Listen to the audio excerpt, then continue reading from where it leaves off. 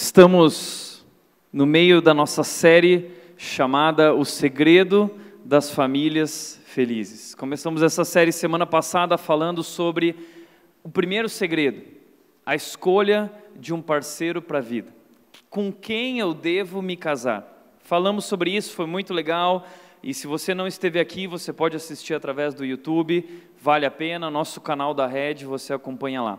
Mas hoje nós vamos falar sobre o segundo segredo, e hoje o nosso tema é casamento. Então eu quero te convidar a olhar para essa situação casamento. Talvez nós temos aqui muitos casados, e antes de entrar no assunto, eu gostaria de fazer algumas considerações. Primeira consideração é que o objetivo do nosso tema de hoje, da nossa série, não é gerar culpa.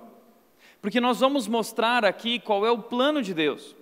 E talvez você vai descobrir que você errou, que você não fez nada daquilo. Muitas pessoas tiveram esse sentimento. E entenda que o objetivo de forma nenhuma é gerar culpa, mas o objetivo é gerar transformação. Você só vai conseguir viver o novo no momento em que você entender o que é o novo, o que Deus tem para você.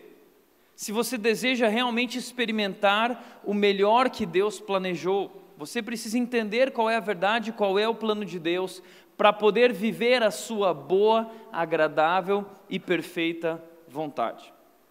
Por isso, se o nosso objetivo é transformação, é viver o novo, é experimentar algo novo, experimentar o melhor da família, experimentar o melhor do casamento, então nós precisamos lidar hoje com o seguinte fato: vivemos hoje em um mundo que possui inúmeras famílias e casamentos destruídos. Quantos casamentos destruídos? Os números são arrasadores, os números de divórcios estão aumentando. E não é apenas divórcio, eu costumo sempre dizer que o divórcio é uma tragédia. Porque o divórcio gera feridas emocionais, o divórcio deixa feridas gigantes na vida das pessoas, na vida do homem, na vida da mulher, especialmente também na vida dos filhos. Então nós precisamos lidar com esse fato e falar sobre esse assunto. E eu me dei conta que a coisa estava ficando feia nesse assunto de casamento, quando um dos casais que eu mais admirava se divorciou. Quando eu vi aquele casal, o Brad Pitt e a Angelina Jolie, e nós olhávamos para eles e nós falávamos assim: puxa, para o Brad Pitt é fácil, ele é casado com a Angelina Jolie, com ela eu vou até o fim da vida, né? E você, mulher, pensava assim: puxa, ser casada com o Brad Pitt deve ser fácil, porque se eu ficar brava com ele, eu olho para ele e, né, tudo bem, é o Brad Pitt, né? Mas de repente, Brad Pitt e Angelina Jolie se separaram, e o mundo ficou triste, e nós ficamos impactados com essa notícia.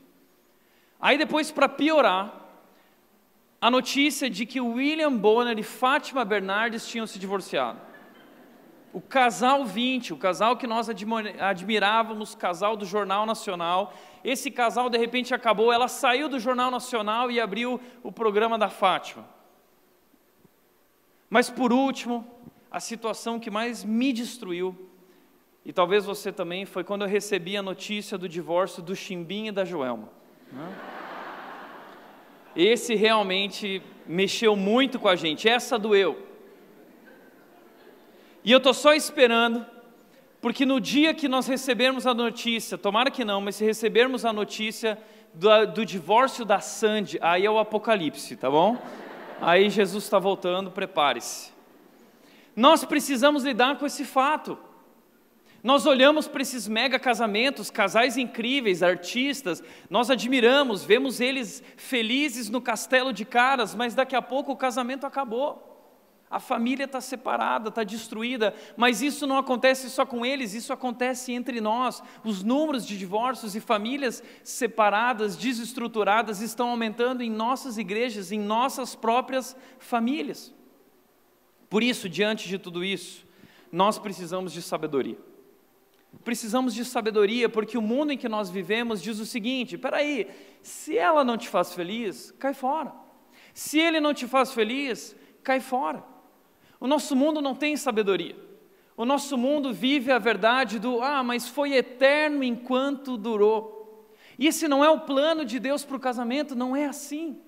Deus tem algo melhor para nós, casamento é a ideia de Deus, e é sobre isso que eu quero falar hoje. Eu quero mostrar para você algumas ideias, trazer a sabedoria de Deus para que nós possamos viver o melhor em nossos casamentos. Eu quero começar então convidando você a abrir a tua Bíblia em Gênesis capítulo 2.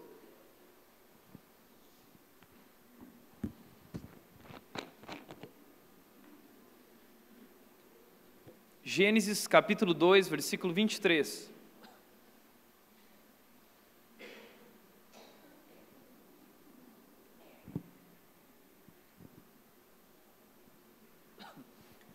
Gênesis capítulo 2, versículo 23 diz o seguinte: Disse então o homem: Esta sim é osso dos meus ossos e carne da minha carne.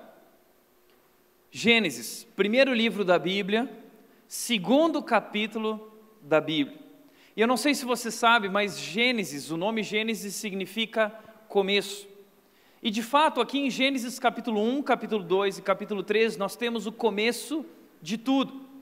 E a partir dali nós podemos aprender a ler e entender muitas coisas do nosso mundo, porque as coisas são como são.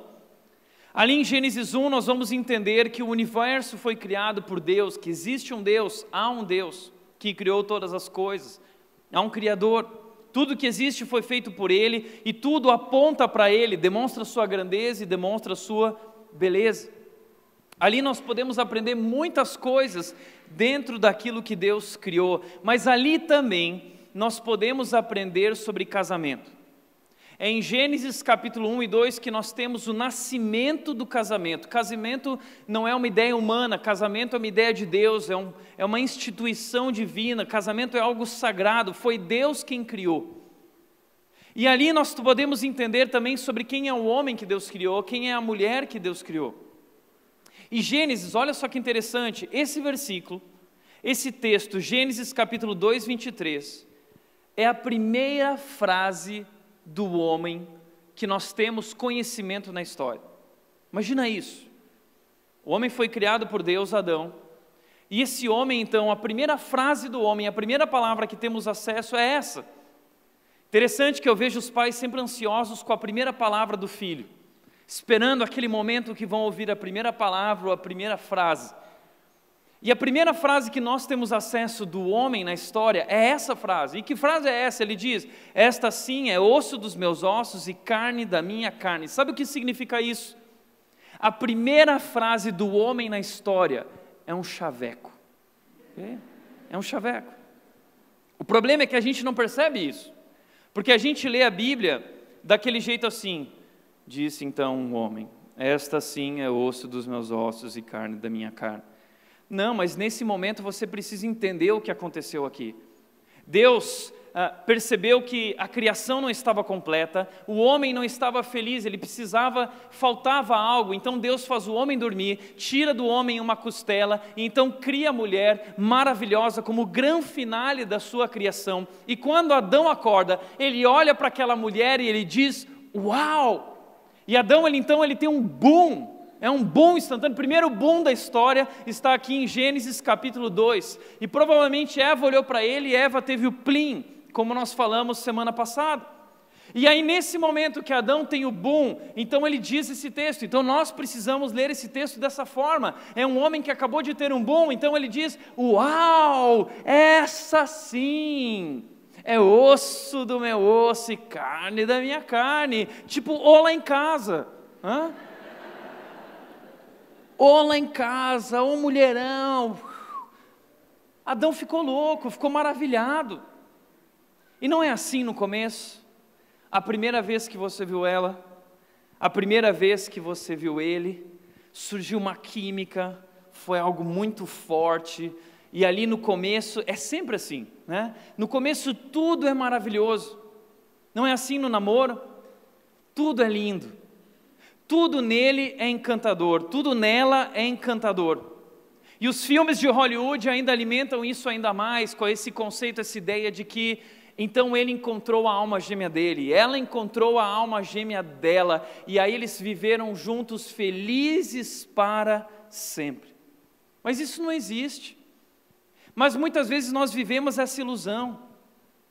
E nós, quando estamos apaixonados, no começo tudo é lindo, porque nós agimos no namoro ou no começo de tudo como nós nunca agiríamos.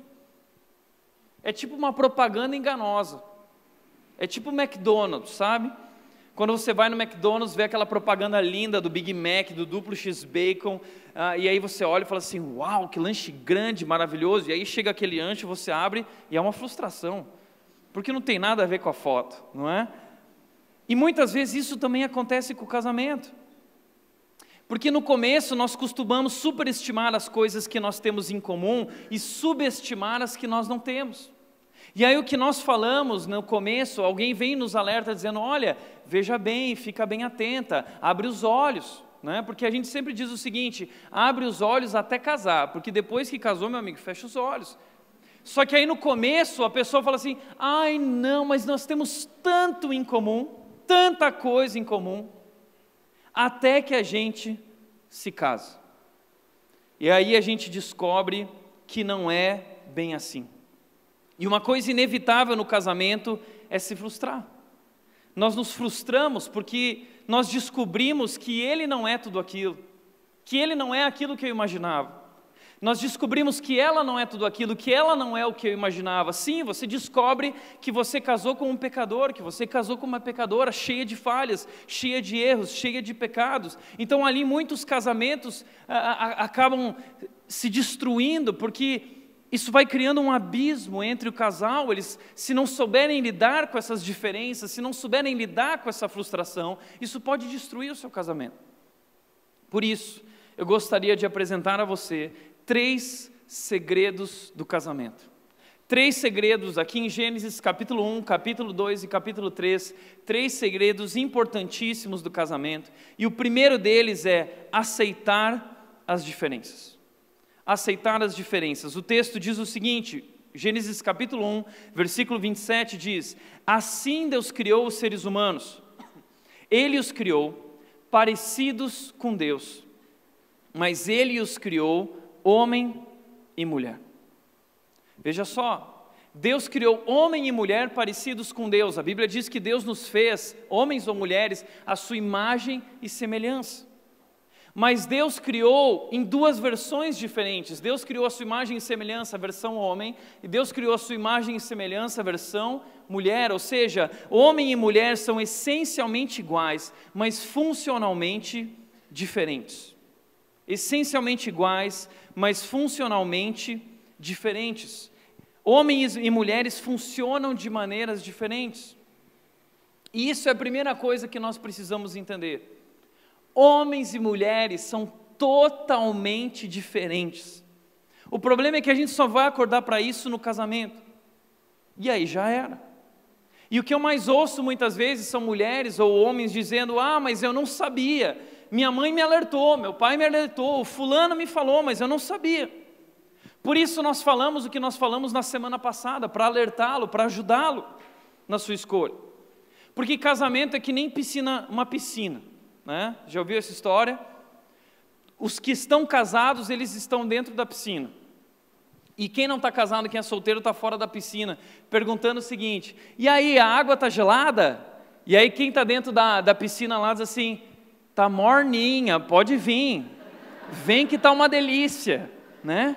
O cara chega e fala assim, casamento vale a pena, é bom, é ótimo, mas no fundo você está pensando, ele vai ver só, eu não quero estar na piscina sozinho, passando frio, entendeu? Mas a verdade é que no casamento a água trinca, e nós não falamos isso para os outros, porque a gente gosta de contar só a parte boa, porque a gente usa máscaras, porque a gente tem vergonha de se expor. Mas a verdade é que no casamento a água trinca, e vou te falar, e se você quiser sair da piscina porque a água está gelada, fora vai estar mais gelado ainda, tá bom? Então se você achar que a saída é o divórcio, você vai descobrir, e a Bíblia mostra isso, que o divórcio não é a melhor saída. Então nós precisamos lidar de forma real, nós precisamos encarar a realidade. E eu já quero de cara começar a te ajudar com o seguinte, alguém me mandou um áudio, eu achei muito legal, e eu quero transmitir isso aqui, como a mulher pode fazer o homem feliz e como o homem pode fazer a mulher feliz, tá? É muito simples. A mulher, para fazer o homem feliz, 4 coisas apenas. Tem que dar para o homem o que comer, dormir com ele, deixar ele em paz e deixar ele sair com os amigos, tá bom? Quer fazer teu marido feliz? Dê para ele o que comer, durma com ele, deixa ele em paz e deixa ele sair com os amigos. Simples, ok? Agora, homens, muito importante, tá bom? Como fazer uma mulher feliz? Vamos lá. Ser amigo, companheiro, amante, bonito, charmoso, bom na cozinha, atlético, eletricista, encanador, mecânico, carpinteiro, decorador, estilista, poeta, psicólogo, exterminador de insetos, psiquiatra, bem-humorado, bom ouvinte, organizador, um bom pai, cheiroso, carinhoso, simpático, culto, atento, sedutor, inteligente, engraçado, criativo, forte, compreensivo, tolerante, prudente, ambicioso, capaz, corajoso, verdadeiro, seguro e topar tudo, ok? Mas nós não acabamos, ok?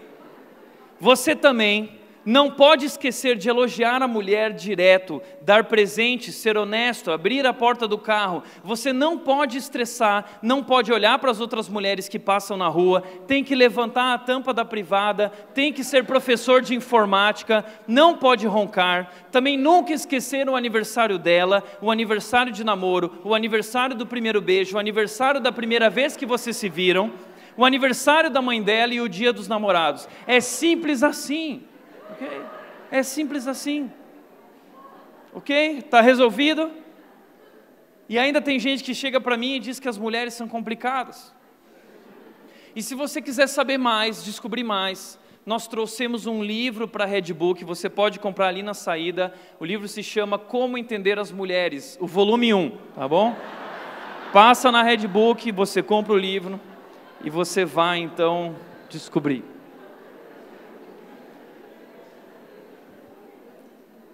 São dois mundos diferentes, ok? Deus criou a versão homem e Deus criou a versão mulher. Temperamentos diferentes, histórias diferentes, experiências diferentes. Duas pessoas vindas de culturas familiares diferentes. E a primeira crise no casamento talvez é a crise do papel higiênico. Ele vai sair por cima ou ele vai sair por baixo? É a primeira crise do casamento, porque na família dela saía por cima, na família dele saía por baixo. E agora, qual será o jeito certo? Ele é mais bagunçado, ela é mais organizada. Você gosta de gastar e ele é pão duro. Você gosta de abraçar e ele é mais recatado. Você gosta de falar e ele é mais quieto. Você gosta de pessoas e ele gosta mais de ficar sozinho. Ele gosta de shopping, você gosta de ficar em casa. Enfim, as diferenças são muito grandes. As diferenças já começam no modo como o homem e a mulher são criados. O homem, quando ele nasce, ele é criado, o primeiro presente do homem é uma bola, é um carrinho. E ali se resume a vida do homem. A vida do homem é futebol e carro. Ali se resume a vida dele. E aí onde tiver um pequeno espaço, o homem vai estar chutando uma bola. Ele vai chamar um amigo dele e eles vão ficar jogando bola o dia inteiro. Essa é a vida do homem. Mas a mulher é diferente, porque a mulher, quando ela nasce, qual é a primeira coisa que ela ganha? Uma boneca. Só que quando ela ganha essa boneca ela vai ter inúmeros acessórios e inúmeras roupinhas. Então, cada ocasião vai pedir uma roupinha, um acessório diferente. Então você tem a Barbie festa, você tem a Barbie universo estelar, você tem a Barbie cozinha, você tem a Barbie na estrada, você tem a Barbie do patins, a Barbie atleta. Então cada momento vai pedir um look diferente, tá? Então se ela vai para o universo, ela precisa ter o look astronauta, né? Se ela vai para a festa, ela precisa do look balada. Então a mulher ela vai combinando os sapatinhos. E aí essa é uma das crises do casamento também. Vocês estão saindo para o culto, você já está pronto esperando ela, mas ela está vivendo uma crise na frente do guarda-roupa. Tá? E 90% do guarda-roupa do closet é dela. Tá? E ela deixou um restinho para você. Só que aí ela para na frente daquele closet armário gigante e ela diz o seguinte: eu não tenho roupa. Eu não tenho roupa para ir para a igreja. Ela olha para aquele infindável monte de sapato, ela diz: mas eu não tenho um sapato para ir. Mulheres são assim, é tudo muito diferente. O cérebro do homem e o cérebro da mulher também são completamente diferentes. Talvez você já ouviu isso na internet, pastores falando sobre isso. O cérebro do homem, ele é todo divididinho em caixas, tá? O homem, ele tem várias caixas e é tudo organizado.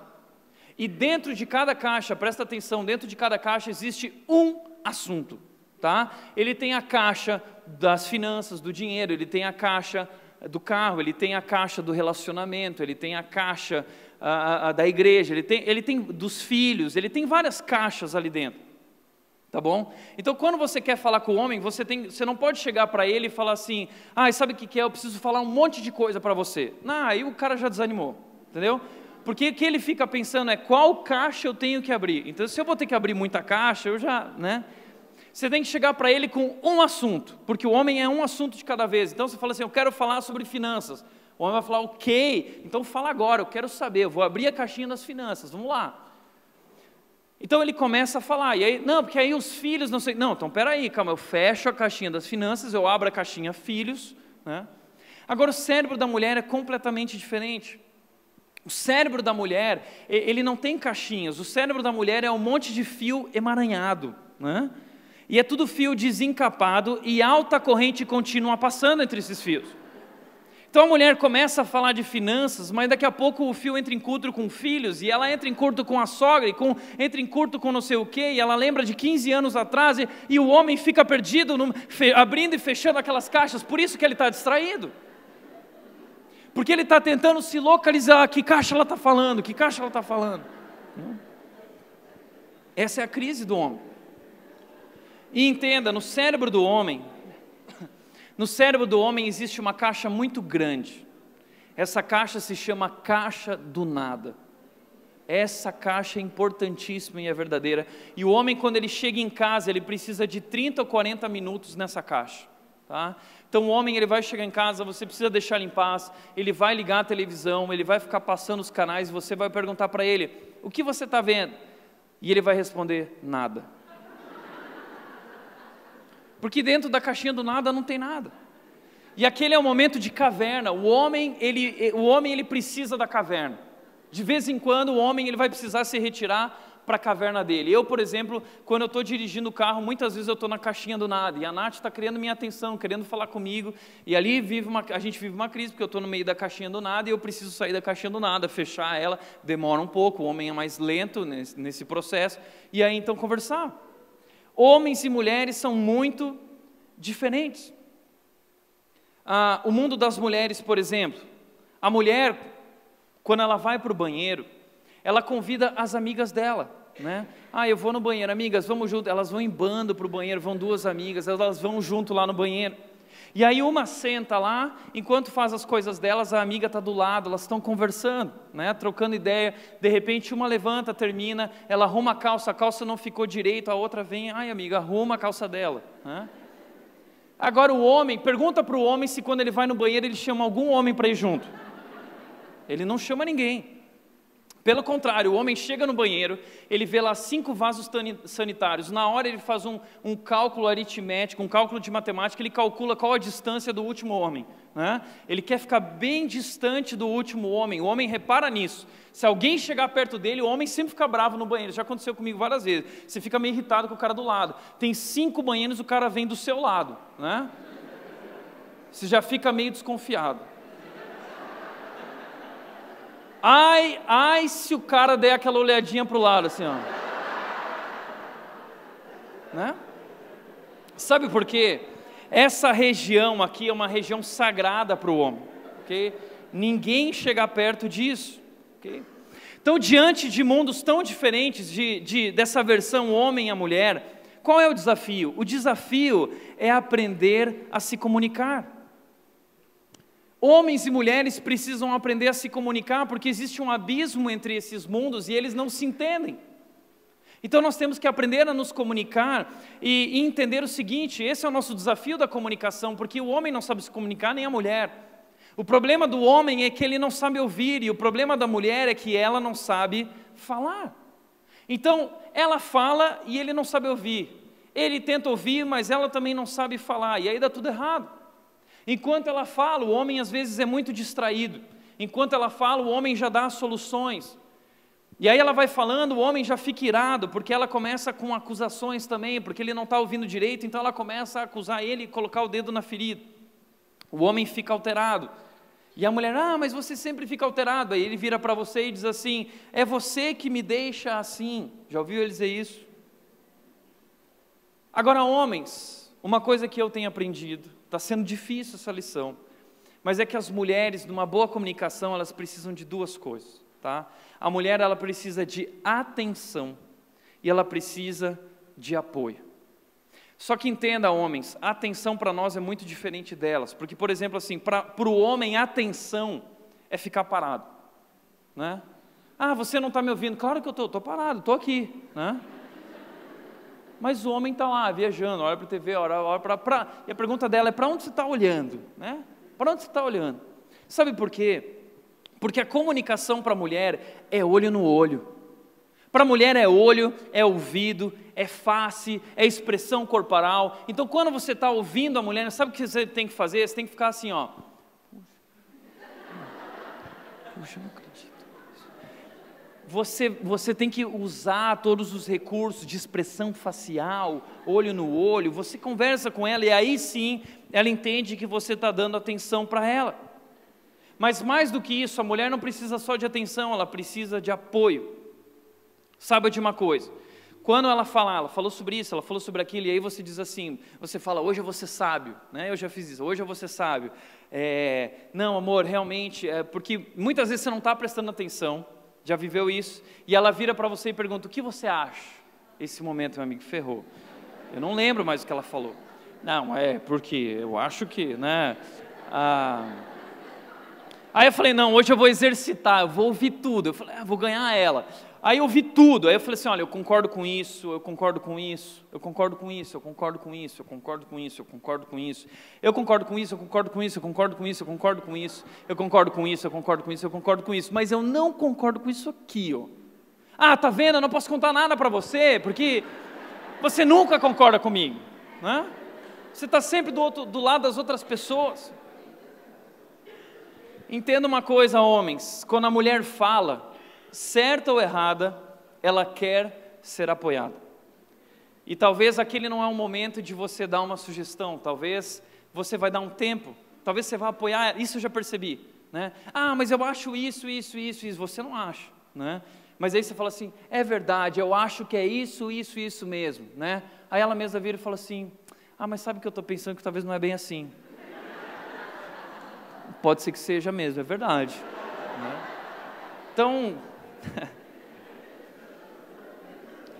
o problema da mulher é que ela não sabe falar, que quando o homem está distraído e não dá apoio, ela começa com acusações, ela generaliza. As mulheres gostam de usar palavras como, porque você sempre faz isso, porque você nunca faz aquilo, porque você nunca não sei o quê, porque você sempre não sei o quê.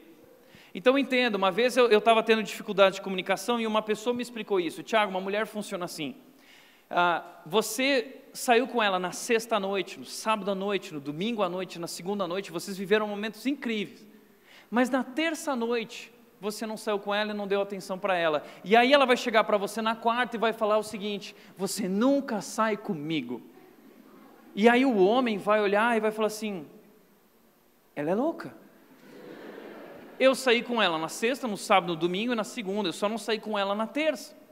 Mas a questão que me explicaram foi o seguinte, é que a mulher, ela coloca uma ênfase naquilo que ela queria. Aquele era o momento que ela queria, aquele era o desejo dela. Então as mulheres muitas vezes usam esse nunca, sempre. Então elas vão falar do relacionamento, em vez de elas falarem de uma caixinha do relacionamento, elas falam, não, nada está legal, nosso casamento não tem nada legal. Mas peraí, você fala assim, tem um monte de coisa legal que a gente está vivendo, mas... Então, essa é a diferença. E aí, muitas vezes, o homem pensa, ela é louca, né? Mas nunca diga isso para ela, ok? Entenda uma coisa, nunca diga para ela que ela é louca, porque, meu amigo, você vai descobrir quem ela é, entendeu? Agora, o homem pensa, só pensa, ela é louca, mas a mulher, ela pensa o seguinte, ele não me ama, ele não me ama. E os dois não se entendem. Hoje de manhã um homem chegou para mim no final do culto e ele disse, Tiago, que bom saber que não é só comigo, né? Vejam, homens e mulheres são diferentes. O homem tem os seus pontos positivos e seus pontos fracos, a mulher tem seus pontos positivos e pontos fracos, e nós precisamos aprender a nos comunicar. Uma das coisas bacanas que eu tenho aprendido é aprender a linguagem do amor. Todos nós temos linguagem de amor. Amor não é a mesma coisa para todo mundo. Isso ficou claro para mim através de um livro chamado As 5 Linguagens do Amor. Esse autor, o Gary Chapman, ele diz que existem 5 tipos de linguagem. A primeira linguagem é toque físico. Tem pessoas que elas gostam de receber toque físico, e isso para elas é ser amado. A pessoa que tem isso, ela não só gosta de receber, como quando ela ama, ela quer dar toque físico, porque na mente dela isso é amor.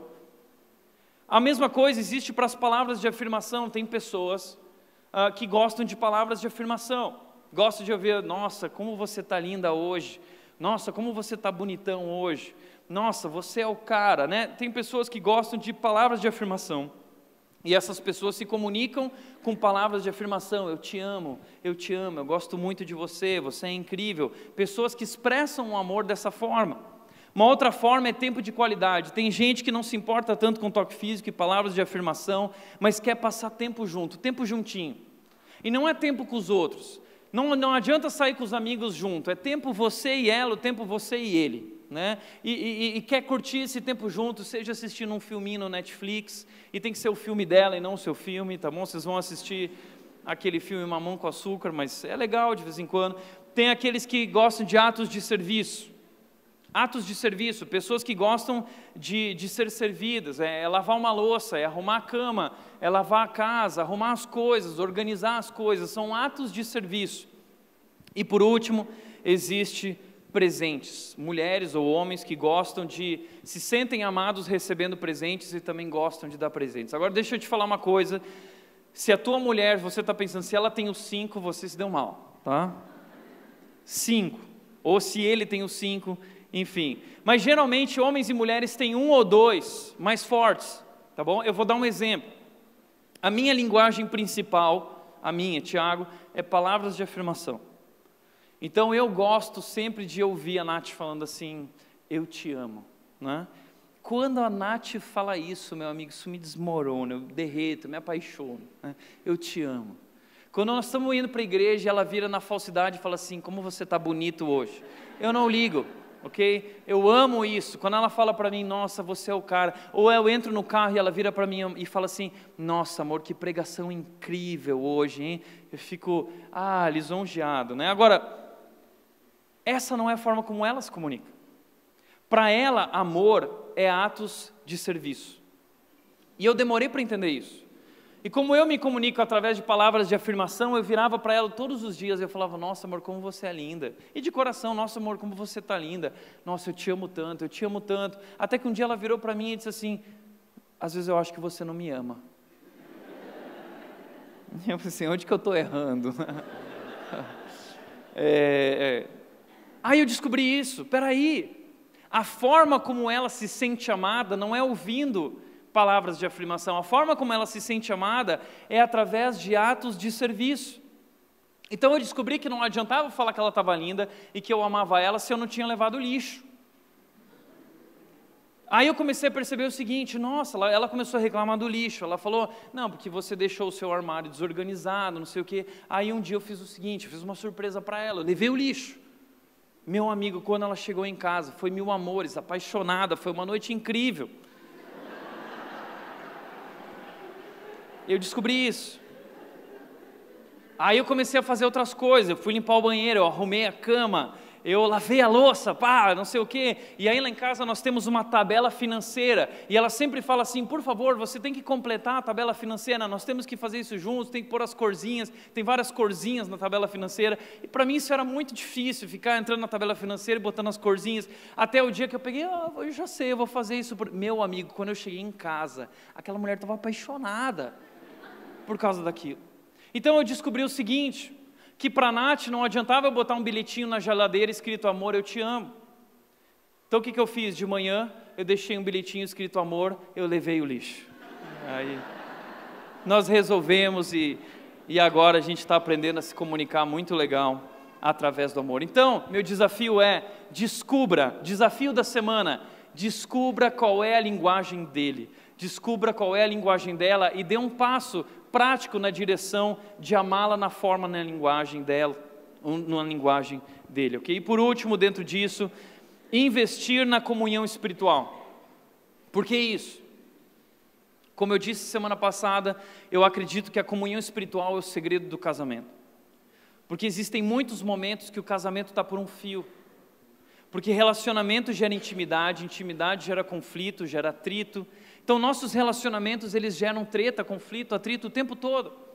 E se nós não soubermos lidar com eles, daqui a pouco nós nos vemos distantes. E o casamento muitas vezes chega naquele momento por um fio. Já ouviu falar isso? O nosso casamento está por um fio. Mas posso dizer uma coisa? Se o fio que resta é o fio espiritual, é o compromisso com Deus, isso sustenta e sustentará o casamento.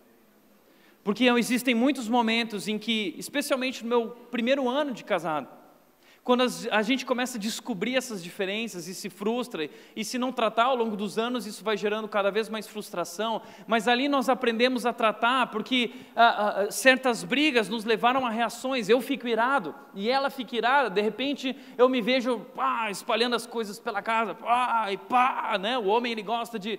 No pequeno grupo, essa semana em que a gente conversava sobre isso, cada um ficava falando, não, porque eu já quebrei uma porta uma vez, porque uma vez eu quebrei uma janela, uma vez... Homens são assim, né? Eles são irados muitas vezes. E muitas vezes ela também, porque eu vou sair, porque eu vou para casa dos meus pais agora, porque... Aí um dia a gente parou e falou assim, não, vamos lá. Nós assumimos um compromisso diante de Deus. E nós temos que amar um ao outro e aprender a nos amar, e nós precisamos parar com essas histórias de, eu vou sair, eu vou me divorciar, eu vou... E nós tomamos uma decisão ali, nós decidimos que no nosso vocabulário nunca mais existiria a palavra divórcio. Nunca mais, essa palavra, essa possibilidade não existe. Existe suicídio, né? Mas divórcio não existe, ok? Por que isso? Porque eu preciso honrar a Deus, e ela precisa honrar a Deus. O nosso compromisso, antes de termos assumido um compromisso um com o outro, nós assumimos um compromisso com Deus.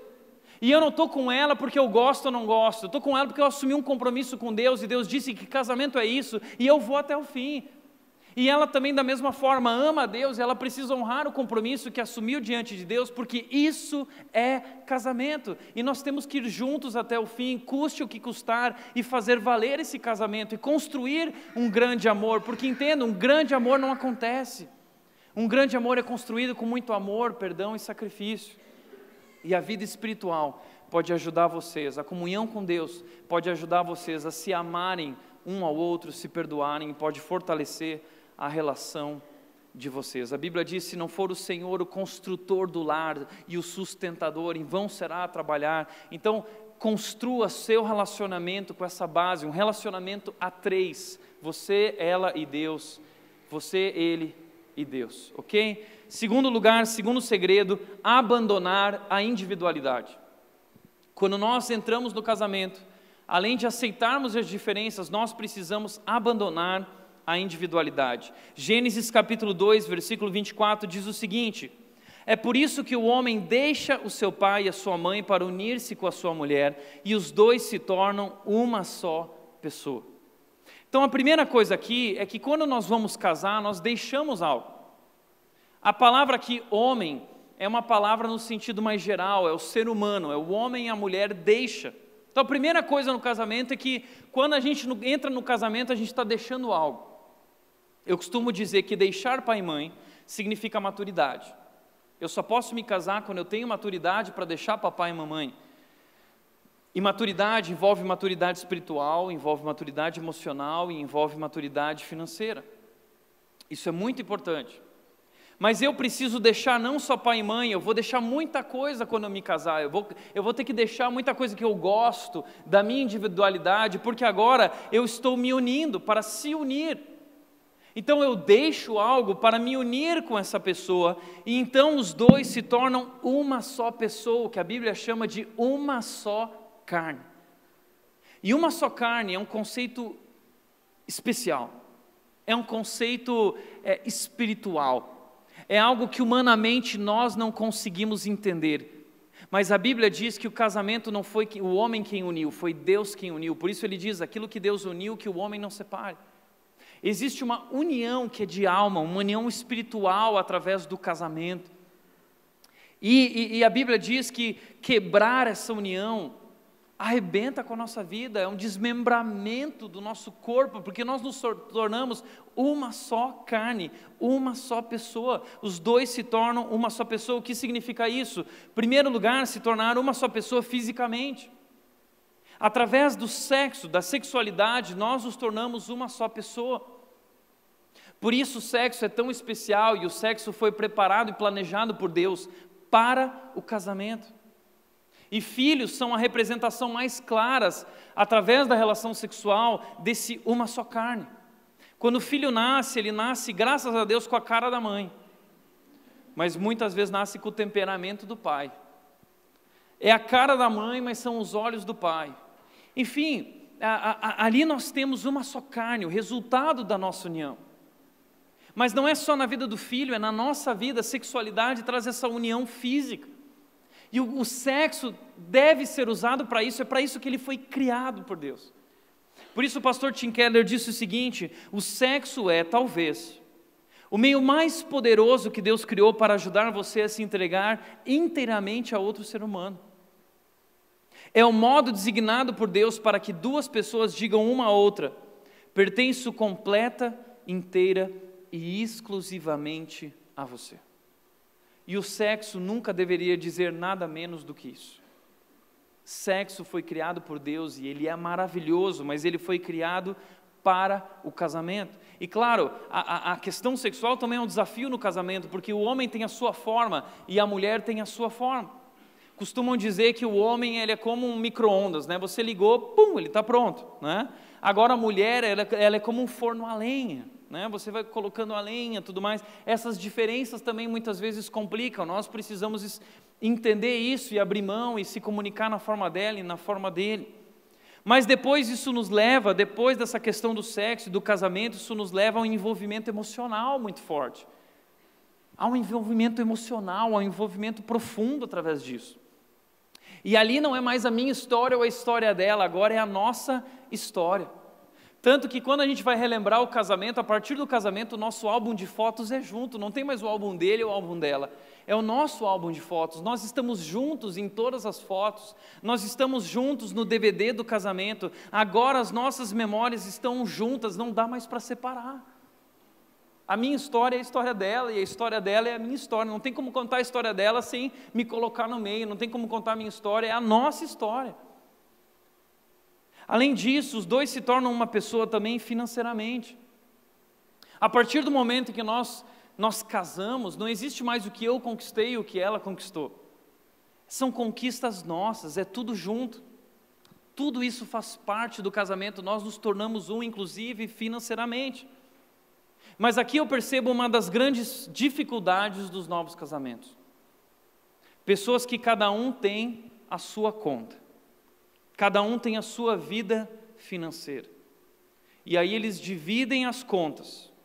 Eu pago a luz, você paga a água. E não tem nada de errado de fazer essa divisão, mas o problema está que eles não juntam, eles não exercitam a unidade financeira, não exercitam a cumplicidade. Na verdade, cada um tem sua conta, cada um tem sua vida, mas eles são sócios nesse business, nesse negócio do casamento. Então, nesse negócio a gente está junto. Mas ele não põe tudo no negócio e ela não põe tudo no negócio porque no fundo tem receio se vai dar certo. Já ouviu aquele negócio assim? Vai que não dá certo.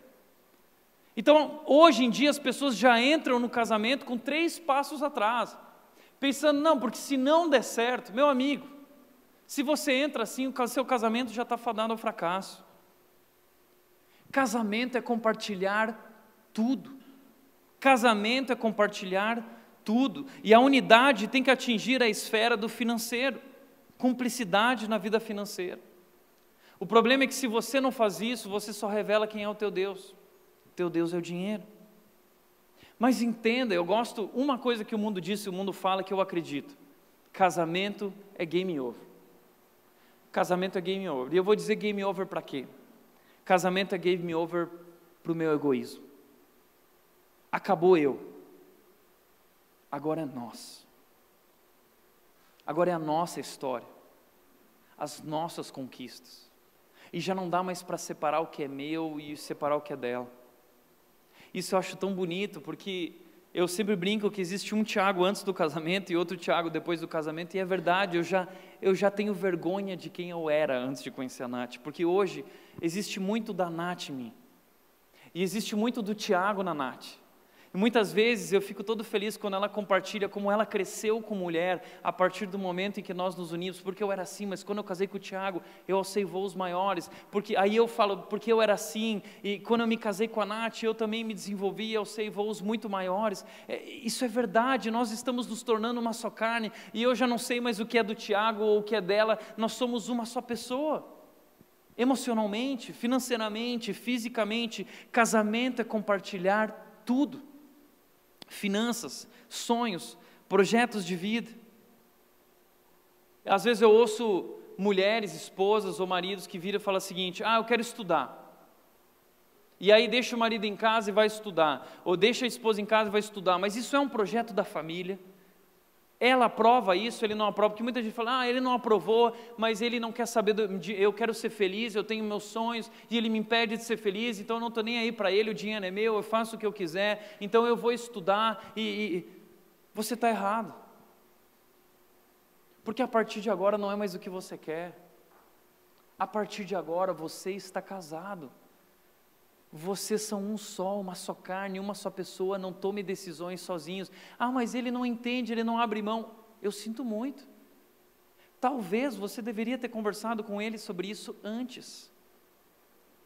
Eu tenho um formulário de várias perguntas a fazer com a pessoa com quem você vai se casar, perguntas que você poderia evitar um divórcio lá na frente. Perguntas que já evitaram ou que já criaram motivos para um divórcio. Então, use perguntas, pergunte para ele: quando eu me casar, eu vou poder fazer isso, eu vou poder, como que vai ser a nossa relação? Vá percebendo, isso é importante, porque depois que casou, não adianta você falar: ele não me faz feliz, agora eu vou cair fora, foi eterno enquanto durou, eu quero minha felicidade. Meu amigo, desse jeito, você nunca será feliz, porque você é uma pessoa egoísta. Agora você precisa abrir mão. Quando a gente vive assim, a gente separa tudo financeiramente, aí a gente não tem mais uma história em comum também. Eu tenho a minha vida profissional, ela tem a vida profissional dela, e ela está crescendo na carreira, e eu estou crescendo na minha carreira, e eu tenho a minha vida na minha carreira, ou ela tem a vida dela às vezes no lar, cuidando dos filhos, mas nós não compartilhamos nossas histórias, é uma história separada, a minha história de sucesso, ou a história de sucesso dela. Muitas vezes o casal está disputando quem tem mais sucesso na vida, isso vai destruindo o casamento, minando o casamento, até que não resta mais envolvimento emocional, não existe mais uma história juntos, é a história dele e a história dela, não são uma só pessoa. E daqui a pouco a questão física e a sexualidade também se vai. E o fato é que vocês estão juntos nesse negócio chamado casamento, mas vocês não são uma só pessoa. E aí sim, o casamento perde todo o sentido. Todo o sentido. Porque casamento é ser uma só pessoa, esse envolvimento físico, emocional, financeiro. Mas se vocês vivem à parte, duas vidas separadas, de fato o casamento de vocês não tem significado. E a saída não é abandonar o casamento, a saída é entender o propósito de Deus e obedecer a Deus, e então sentar para uma boa conversa e falar: puxa, a partir de agora precisa ser diferente. O que nós vamos fazer? Vamos unir nossas contas. A Nath, ela tem a conta separada dela da empresa de fotografia, é uma incrível fotógrafa, admira minha esposa, ela tem a conta dela, mas tudo que entra, ela faz os cálculos, e tudo que entra de lucro é nosso, para a nossa conta conjunta, e ali a gente decide juntos o que nós vamos fazer com esse dinheiro. Quem vai viajar? Nós vamos viajar, o Tiago pode ir, o Tiago não pode ir, como vai ser? Todas as decisões são tomadas juntas, porque eu casei, eu estou casado, e a minha primeira obrigação é com a minha esposa, e a sua primeira obrigação é com o seu marido. Você tem uma aliança com ele, você assumiu um compromisso diante de Deus com ele, e você não pode abrir mão disso. Casamento é compartilhar tudo. Por isso, exercite a unidade do casamento, exercite a cumplicidade. E cuidado, como diz 1 Timóteo capítulo 6, versículos 9 a 10, diz que os que querem ficar ricos caem em tentação. Muitos casais, eles estão numa corrida de querer ficar rico. E aí talvez não adianta ser hipócrita e dizer assim, não, Tiago, eu não quero, eu só quero ter uma vida boa, um carro legal, eu quero poder viajar, eu quero poder também ter isso, ter uma casa bacana. Então, o que mais você quer? Você está desejando ficar rico, é disso que a Bíblia está falando, porque ninguém veio aqui para a igreja hoje provavelmente de ônibus, todo mundo veio de carro, todo mundo tem um celular, todo mundo hoje que vive em Indaiatuba vive numa cidade incrível, que pessoas querem vir morar aqui, uma cidade que é primeiro lugar em qualidade de vida no Brasil, já ganhou muitas vezes esse prêmio. Então, se você está morando aqui ou nessa região, só salto que não, tá? Salto não entra, brincadeira, gente. Uma brincadeira. Desculpa. Desculpa. Os que querem ficar ricos caem em tentação. E caem em armadilhas e em muitos desejos descontrolados e nocivos que levam os homens a mergulharem na ruína e na destruição. Então, muitas vezes, nesse seu anseio de ficar rico, enriquecer, você mergulha no projeto profissional, na sua carreira, e você esquece do casamento, e você cai numa armadilha, porque você está destruindo a sua família. Cuidado, cuidado, porque o amor ao dinheiro é a raiz de todos os males. Por isso, pare para pensar se sua busca pessoal, pelo seu projeto de vida pessoal, individual, o seu sonho individual, a sua busca por riqueza, dinheiro, reconhecimento, cuidado se isso não está destruindo o seu casamento, levando o seu casamento à ruína. Terceira e última dica, o terceiro segredo para um casamento feliz, é aceitar as diferenças, abandonar a individualidade, exercitar a unidade. E terceiro, reconhecer os próprios erros. Tá bom? O texto de Gênesis capítulo 3, versículo 12, diz o seguinte: o homem disse, a mulher que me deste para ser minha companheira, me deu a fruta e eu comi. Veja, o que aconteceu aqui? O homem foi criado e a mulher, eles receberam uma ordem de Deus. E a ordem era, desfrutem, comam de todos os frutos que existem no jardim, mas não comam daquela árvore. E o que aconteceu? A mulher se aproximou daquela árvore, ela foi tentada, e ela caiu na tentação, e ela deu para o homem, e o homem também comeu. E nesse momento, diz que os olhos dos dois se abriram, e eles perceberam que estavam nus, eles ficaram envergonhados. Então Deus veio para o jardim, eles ficaram com medo de Deus, porque eles tinham desobedecido. Então Deus não vê, Deus não encontra mais eles, e Deus pergunta, o que aconteceu? E aí o homem responde atrás da moita, dizendo, nós estamos com medo. Mas por que vocês estão com medo? Porque estamos com vergonha. Por que vocês estão com vergonha? E a resposta do homem foi o seguinte, a mulher que me deste. Sabe o que é, Deus? A culpa é dela. É sempre assim. O ser humano, desde o começo da história, ele sempre acha que a culpa é do outro.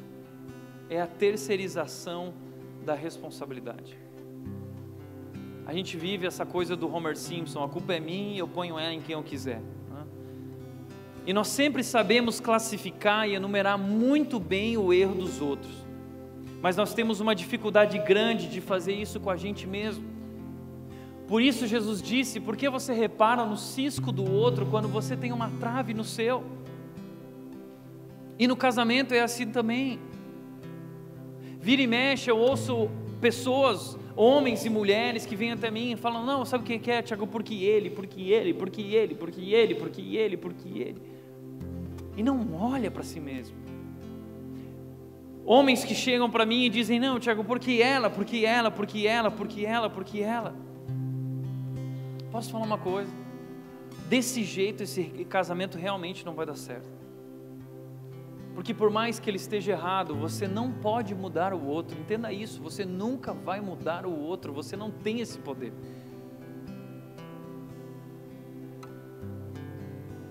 Então o que Adão precisava entender aqui é que ele também errou.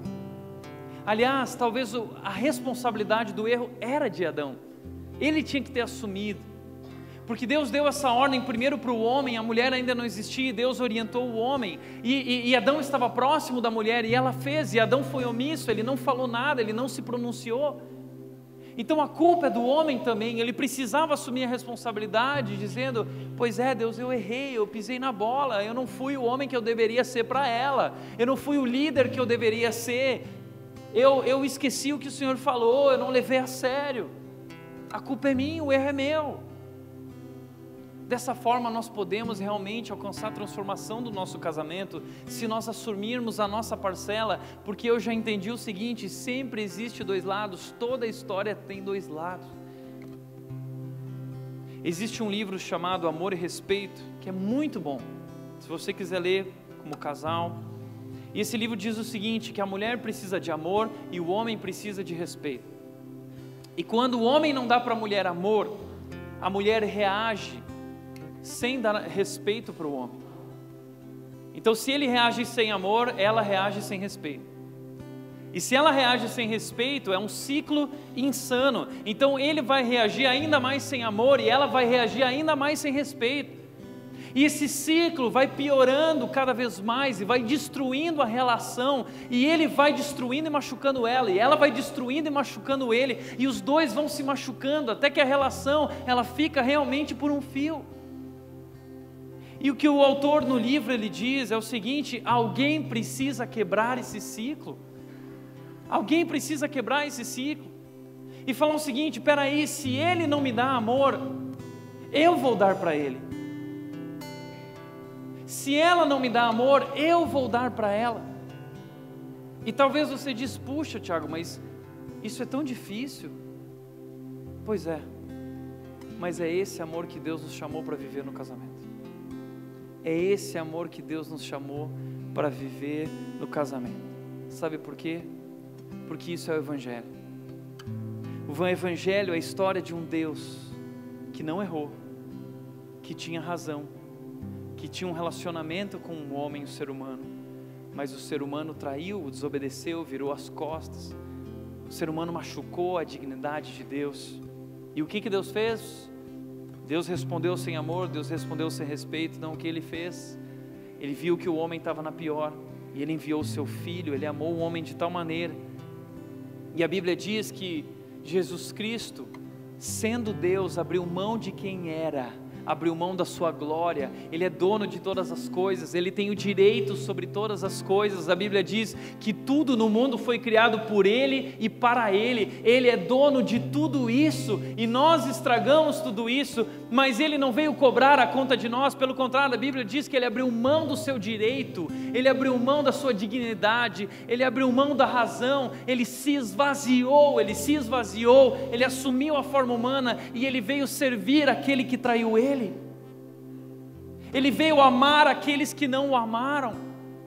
Ele veio dar a vida por aqueles que viraram as costas para Ele. É esse o amor de Deus por você, e é isso que significa o casamento. Casamento não é sobre mim, casamento não é sobre você, casamento é sobre quem Deus é sobre o seu amor maravilhoso, que vem e serve e que se doa. Por isso, entenda, amar dói. Amar dói, porque amar é se doar. Amor não é sentimento. Amor é mais serviço que sentimento. Amor é mais decisão do que sentimento. Química não sustenta o casamento.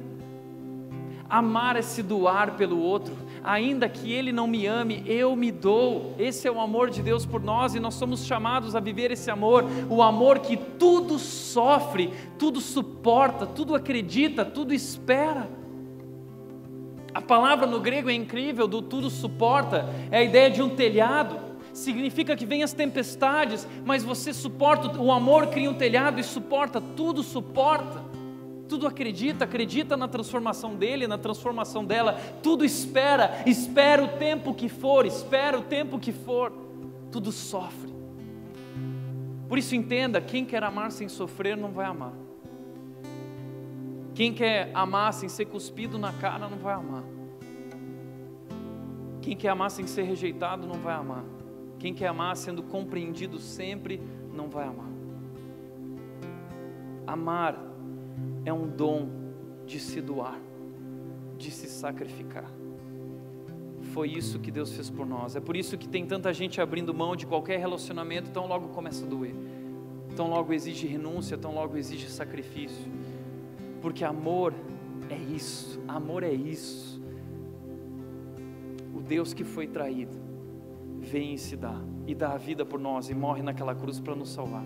e para dizer eu te amo. E na cruz, enquanto ele é ridicularizado, na cruz enquanto ele é cuspido, na cruz enquanto ele é esmagado, ele diz: Pai, perdoa eles, porque eles não sabem o que eles fazem.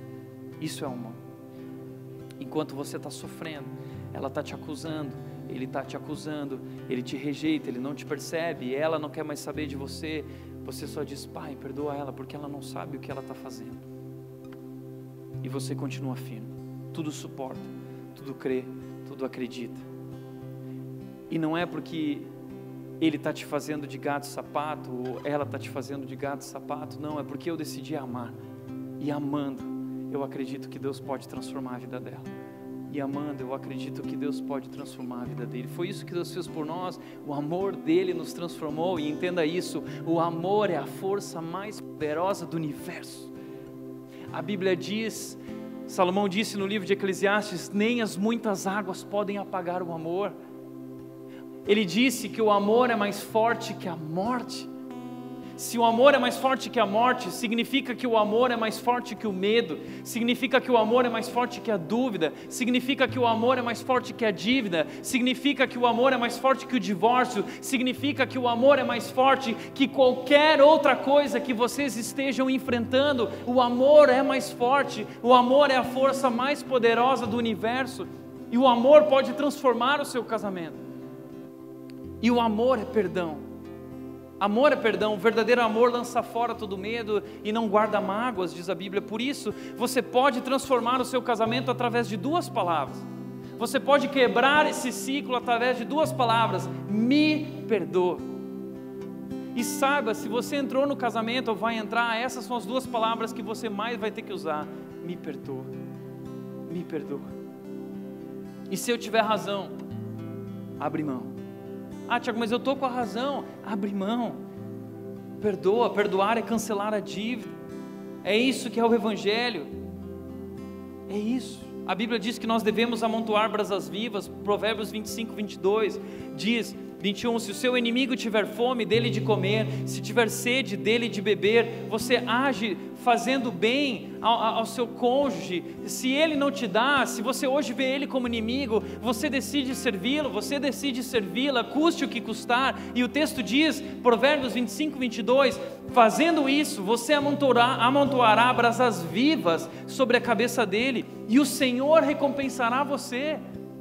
Amontoar brasas vivas, o que significa isso? Significa que ele está te maltratando, mas você ama, e ele começa a ficar encucado pensando: mas por que ela me ama sendo que eu maltrato? Ela continua me amando, ela continua me perdoando. Mas por que ele continua me amando se eu maltrato ele, eu desrespeito, eu fiz isso, eu fiz aquilo, eu falei isso? Ele continua me amando. Amontoar brasas vivas, isso pode transformar o seu casamento. O amor pode transformar tudo, o perdão transforma tudo, tudo. Experimente. Algum tempo atrás, uma pessoa me procurou, divorciada há muitos anos, numa briga gigante com outro cônjuge, envolvidos com psicólogos, médicos, advogados, polícia, caso de polícia, ordem de afastamento, não podiam mais se ver, anos distantes, feridas gigantes emocionais. Tiago, eu não sei mais o que fazer. Eu disse: eu quero dar uma ajuda, porque a Bíblia aponta um outro caminho, o caminho do amor. Vamos esquecer advogado, vamos esquecer a justiça dos homens, vamos esquecer polícia, vamos esquecer tudo isso, vamos fazer do jeito de Deus. Marquei um dia com os dois, liguei para ele e para ela, e eu dei uma tarefa para cada um, um desafio. O desafio é o seguinte: nós vamos ter essa reunião para buscar reconciliação. Vocês dois são cristãos, nós devemos fazer isso. Eu quero te convidar no primeiro momento da reunião, você vai trazer uma coisa onde você errou, e você vai pedir perdão para ela. Liguei para ela, você vai assumir o seu erro e vai pedir perdão para ele. Primeira coisa da reunião. Eu estava nervoso, eu passei o dia orando. Quando eles chegaram lá, eu orei junto com eles. De repente ele começou: eu queria te pedir perdão, porque eu errei aqui, eu errei aqui, eu errei aqui. Aí ela virou e falou assim: eu queria também te pedir perdão, porque eu errei aqui, eu errei aqui, eu errei ali. E de repente. Foi uma das coisas mais incríveis que eu já experimentei, sobrenatural. A presença de Deus estava ali e trouxe reconciliação. Depois de anos, feridas, Deus trouxe reconciliação, amor. Foi emocionante, eu saí de lá pulando, eu acredito que eles também, porque o perdão transforma tudo, o amor transforma tudo. Por isso, para refletir e praticar, em primeiro lugar, casamento é a ideia de Deus, é o laboratório divino para nós aprendermos a amar. Entenda uma coisa, casamento não é a ideia dos homens, é a ideia de Deus, é projeto de Deus, é sagrado, é divino, é uma instituição divina. Casamento é especial, sim. Casamento vale a pena, sim. Não duvide disso nunca. Casamento é maravilhoso. Mas casamento não é para nos fazer felizes, é para nos ensinar a amar. Casamento não é para me fazer feliz, é para me fazer amadurecer. E não existe maturidade sem esse processo de dor, porque crescer dói, são as dores do crescimento. O casamento passa por tudo isso. O casamento é a faculdade do amor. Deus nos coloca ali para nós aprendermos a amar algo além de nós mesmos, porque nós não sabemos amar. Nós somos egoístas e o mundo diz: seja egoísta mesmo, busca o que te faz feliz. Mas Deus está dizendo: não é esse o caminho, você não será feliz. O caminho da felicidade é o caminho do amor. Abra mão de si mesmo, ame, aprenda a amar. Nosso mundo destruiu o amor. Nosso mundo não sabe o que é o amor, é um amor líquido, é um amor inconsistente. Esse amor não dura nada. Mas o amor de Deus, o amor sacrificial que somos chamados a viver, a Bíblia diz que nós precisamos dar a vida pelo cônjuge. Esse amor salva o casamento. Segundo lugar, um grande casamento não acontece, é construído com muito amor, perdão, renúncia e sacrifício. Não vai acontecer simplesmente porque ele é maravilhoso, porque ela é maravilhosa. Química não sustenta o casamento, você vai precisar trabalhar muito e se dedicar para essa relação com amor, com perdão e sacrifício, diariamente. E entenda, não saia daqui hoje se sentindo culpado, não existem casamentos perfeitos, todas as famílias precisam de Jesus, todas as famílias precisam de Deus. Por isso, terceiro e último lugar, entenda que o casamento é sobre Deus e por Deus. Ele é o nosso maior parceiro na construção da vida conjugal. O casamento é sobre Deus, não é sobre mim, não é sobre a Nath, não é sobre você, o casamento é sobre Ele. Por isso a Bíblia começa falando sobre casamento e a Bíblia termina falando sobre casamento, o casamento de Jesus Cristo com a sua noiva, as bodas do Cordeiro, uma grande festa. Ali nós vamos celebrar o amor de Deus por nós. Por isso Deus compara a igreja com a noiva de Jesus Cristo. Porque é sobre Ele, é sobre o Evangelho, é sobre seu amor incondicional, seu amor maravilhoso. E o marido é chamado a amar a sua esposa como Cristo amou a igreja. E a esposa é chamada a dar a vida pelo marido, como Cristo também deu a sua vida. Nós damos a vida um pelo outro, isso é sobre Deus, mas isso também é por Deus. O casamento só é possível por Deus. Se não for o Senhor o construtor, o Salmo 127 diz, de nada adiantará.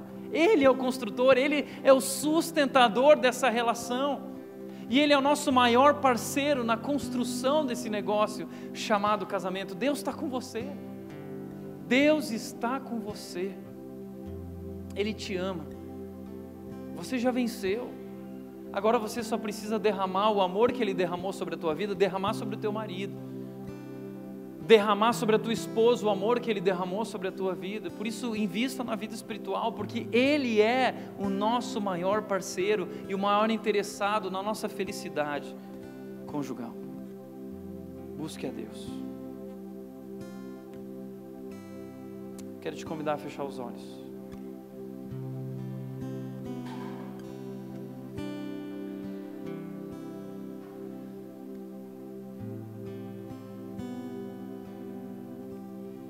Talvez hoje, mais uma vez, você ouviu, você percebeu, enxergou áreas da sua vida, coisas erradas. Mas eu quero te lembrar de algo. A boa notícia é que onde abundaram os erros, superabundou a graça de Deus. A Bíblia diz que quem está em Jesus, quem crê em Jesus, tudo se faz novo, tudo se torna novo, as coisas antigas ficam para trás. Em Jesus sempre há uma chance para recomeçar, e você pode recomeçar hoje. Há uma nova chance, não está tudo perdido. Se o casamento está por um fio, busque a Deus, ame, perdoe, o amor transforma tudo, o perdão transforma tudo. Há solução, Jesus é a solução, Deus é, Ele é o seu parceiro, busque Ele. E ame o seu marido incondicionalmente, ame sua esposa incondicionalmente. Perdoe as mágoas do passado. Se reúnam por uma boa conversa essa semana e nos próximos dias, saiam juntos, vão para um retiro, um local separado, e vão colocar a vida em dia e se comunicar e conversar, coisa que não fazem há tanto tempo. Não troque a relação com os filhos pela relação com o cônjuge. Você tem uma aliança com seu marido e com a sua esposa. Assuma uma decisão hoje, a decisão de se entregar a Deus, se render a Deus, abrir mão de tudo, todas as queixas que você tem, e perdoar. É isso que Deus nos chama a fazer, Colossenses 3, perdoem as queixas que tiverem uns contra os outros, perdoem como o Senhor lhes perdoou, porque o amor é o elo perfeito, o amor é o elo perfeito, o elo perfeito do casamento é o amor. Se renda a esse Deus, se entregue. Pai, eu quero orar por cada família, cada marido, cada esposa, cada casamento, e clamar ao Senhor, que o Senhor venha ao encontro de nossa igreja, e que o Senhor vá até cada lar, Deus, e que o Senhor derrame Tua graça sobre nossos lares, Tua misericórdia, o Teu amor maravilhoso e incondicional, e que nós possamos nos render a Ti, e se render em amor, em sacrifício, como o Senhor fez por nós, que nós possamos viver isso em nossos lares, por nossos cônjuges, nossa esposa, nosso marido. Nós nos rendemos a Ti, Deus, e sabemos que Tu és o nosso maior parceiro, sabemos que Tu és por nós, e se Deus é por nós, quem será contra nós? Por isso nos rendemos a Ti, Deus, e clamamos, vem transformar nossas famílias e nossos casamentos. Oramos em nome de Jesus, amém.